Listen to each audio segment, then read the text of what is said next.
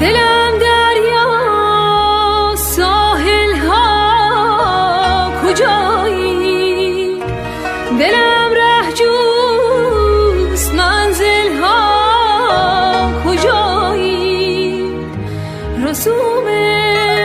دلبری آموختم من،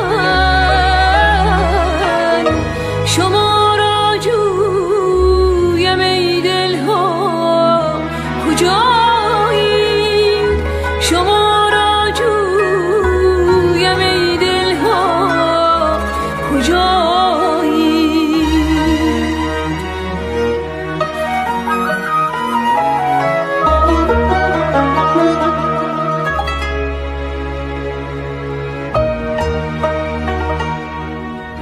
لب دریا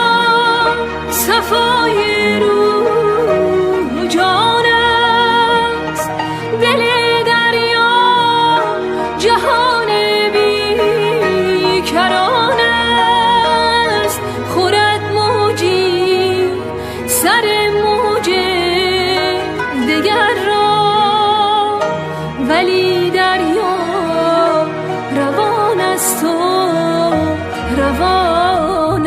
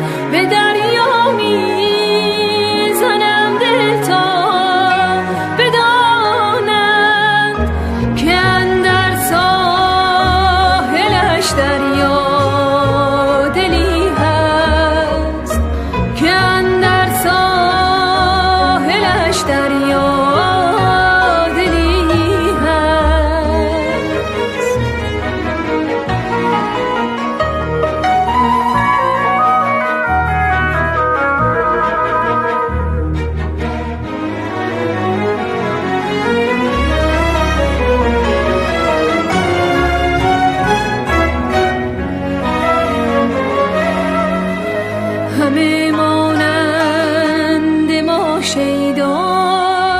نیاید، بهار و تیر مه یک جا نیاید.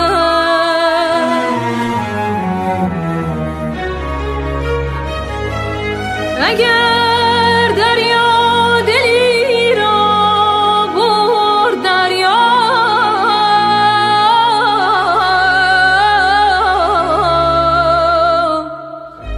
دگر مردم لب دریا نیاید، دگر مردم لب دریا